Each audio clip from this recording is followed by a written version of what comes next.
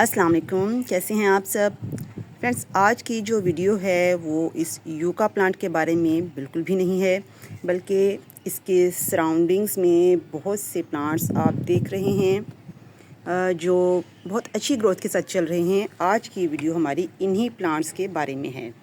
बहुत से लोग इसे देखकर पहचान चुके होंगे कि ये प्लांट कौन सा है और इसका क्या नाम है, लेकिन हो सकता है कि कुछ लोग ऐसे भी हों जिन्हें इस प्लांट के बारे में ना पता हो।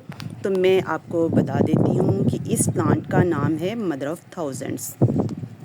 जी हाँ, मदर ऑफ़ थाउजेंड्स एक सेकुलेंट बेस्ड प्लांट है और इसकी जो लीव्स हैं वो तकरीबन पत्थर चट्टा के प्लांट की तरह, उसकी लीव्स की तरह ही थोड़ी फ्लैशी होती हैं और ये बहुत हद तक पानी अपने अंदर स्टोर किए रखती हैं और एक बहुत ही सॉफ्ट वुड सा प्लांट है। बिल्कुल इस जो स्टेम्स हैं बहुत सॉफ्ट होती हैं, आसानी से कट हो जाती हैं और इसको प्रोपगेट करना भी बेहद आसान है। बल्कि अगर हम यूं कहें कि ये इटसेल्फ ख़ुद को प्रोपगेट करता ही रहता है तो गलत नहीं होगा। और वो किस तरह से, चलिए देखते हैं।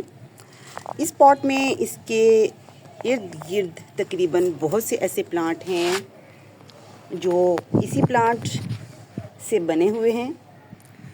वैसे तो हमने इस प्लांटर में एक यूका का प्लांट लगाया था और कुछ मल्टी प्लांट्स भी इसमें ग्रो किए थे, लेकिन सबसे ज़्यादा जो प्लांट इसमें अच्छी तरह से ग्रो कर रहा है वो यही प्लांट है। और किस तरह से पूरे पॉट पे इसका कब्ज़ा है आप देखते चले जाएं कि इसकी बेस में, इसकी इर्द गिर्द हर जगह सबसे ज़्यादा यही प्लांट जो है वो ग्रो कर रहा है। इस मेन प्लांट की स्टेम के इर्द गिर्द इस वक्त इसके तकरीबन 8 से 10 प्लांट जो हैं वो मौजूद हैं, लेकिन इसके बावजूद बहुत से ऐसे प्लांट हैं जो अभी बहुत छोटे हैं और इसकी आप बेस में देखें किस कदर प्लांट्स जो हैं वो ग्रो कर रहे हैं। ये आप देख सकते हैं कि छोटे बड़े बहुत से ऐसे प्लांट्स हैं। ये सब के सब मदर ऑफ़ थाउजेंड्स के ही प्लांट्स हैं और आहिस्ता आहिस्ता ये भी, आहिस्ता क्या बल्कि बहुत तेज़ी के साथ ये बड़े होंगे और फिर इनमें से भी बहुत से प्लांट्स बनना शुरू हो जाएंगे।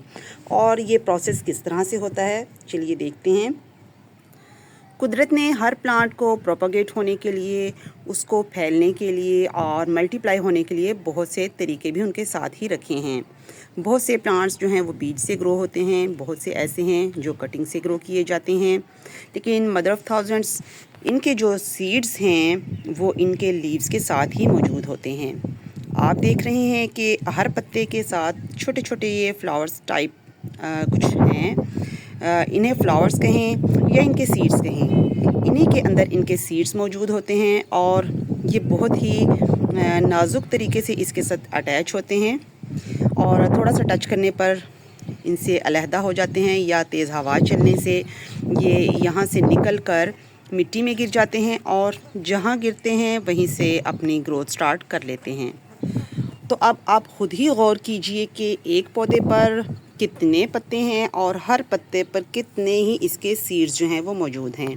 ये जो भी आप नुकीले कट्स देख रहे हैं, इनमें से हर कट के ऊपर एक फूल या समझें कि एक सीड जो है वो तैयार हो जाता है और जब वो अलहदा होकर टूट कर नीचे गिरता है, मिट्टी में जाता है, तो वहीं से एक नया पौधा जो है वो रेडी होना शुरू हो जाता है।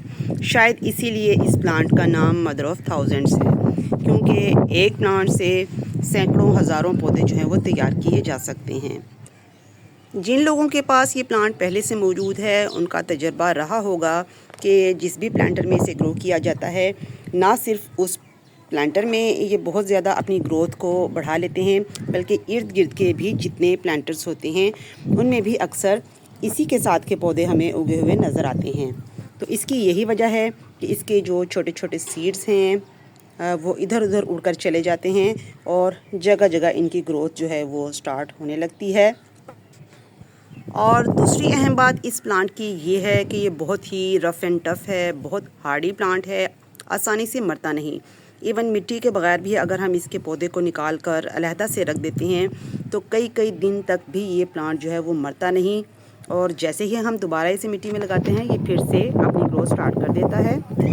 मौसम बहार में और मानसून के सीज़न में इसके लीव्स जो हैं नॉर्मली ग्रीन ही रहते हैं, लेकिन अक्सर जैसे ही मौसम सरमा शुरू होता है, विंटर्स आते हैं, तो इसके ये लीव्स जो हैं थोड़ा सा रेड कलर के होना शुरू हो जाते हैं, जो देखने में बहुत ही खूबसूरत लगते हैं।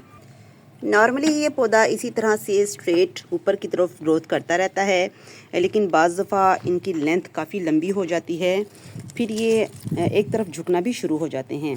और अगर आप इन्हें इसी तरह स्ट्रेट ग्रो करना चाहते हैं तो इसके लिए हमें इसके साथ सहारा देने के लिए एक लकड़ी या कोई भी स्टिक जो है वो लगानी होती है, ताकि ये एक तरफ को डी शेप ना हो जाएं, क्योंकि इसकी स्टेम जो है काफ़ी सॉफ्ट होती है, बिल्कुल भी लकड़ी जैसी हार्ड नहीं होती।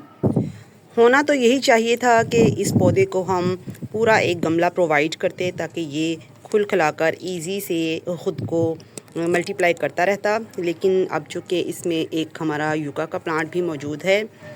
बहरहाल इस प्लांट की जो रूट्स हैं वो बहुत ज़्यादा नहीं होती, या यूँ कह सकते हैं कि बहुत गहराई तक नहीं जाती, तो इसलिए दूसरे प्लांट पर कोई ख़ास इसका इफ़ेक्ट नहीं होता।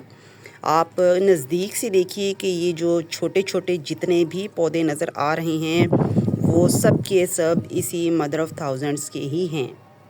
तो कोशिश कीजिए कि जब भी इसे ग्रो किया जाए तो पॉट जो है वो डेप्थ में चाहे शैलो हो, लेकिन उसकी चौड़ाई ज़्यादा होनी चाहिए ताकि ये बहुत ज़्यादा फैल सकें। जब ये छोटे छोटे प्लांट्स सब के सब बहुत ज़्यादा तेज़ी से ग्रो होकर बड़े हो जाते हैं तो प्लांटर की लुक एक बिल्कुल जंगल की तरह महसूस होती है और सभी प्लांट्स जो हैं वो बहुत खूबसूरत लगते हैं। ये एक पेरिनियल प्लांट है और साल हर साल आपके गार्डन में इसी तरह ग्रो करता रहता है, और अगर बिगनर्स चाहें तो उनके लिए बहुत ही इजी टू ग्रो प्लांट है, बहुत आसानी से ये ग्रो होता है। तो फ्रेंड्स, आज की वीडियो के लिए इतना ही, मिलते हैं नेक्स्ट वीडियो में। अल्लाह हाफिज़।